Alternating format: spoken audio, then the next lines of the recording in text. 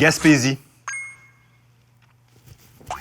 Ben oui, je pourrais vous parler du rocher percé, des maisons aux couleurs chatoyantes, des plages infinies, des paysages à couper le souffle. Ouais, je pourrais vous en parler, là. Mais c'est pas juste l'endroit où les Montréalais aiment aller s'Instagrammer l'été. C'est un lieu où on se trouve, mieux, où on se retrouve. Comme le disait Patrick Lagacé dans la presse il y a quelques semaines de ça, il faut trouver sa Gaspésie. Il racontait l'histoire d'un jeune avocat qui avait fait toutes les grandes écoles et par le fait même, qui était promis un brillant avenir dans les grands cabinets d'avocats à Montréal.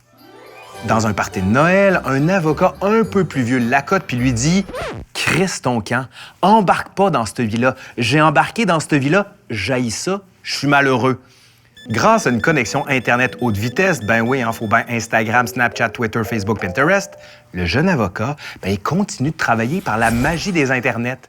Il y a des poules, des arbres fruitiers et l'été, il va même à la pêche en revenant du travail. Ouf, ça donne envie, ça, hein? Du golfe du Saint-Laurent à la baie des Chaleurs, la Gaspésie constitue la langue du Québec qui se lance vers l'Atlantique. Des Vikings qui ont appelé ce territoire-là Vinland, croyant y voir des vignes, aux Basques, qui ont gardé pour eux ce secret d'un lieu de pêche riche et abondant, ou encore aux Français, aux Anglais, ils ont tous admiré cette belle langue de terre. De la vallée de la Matapédia à la Haute-Gaspésie, l'âme respire en ces lieux. L'appel du large, de la mer, de l'horizon se conjugue au désir d'évasion.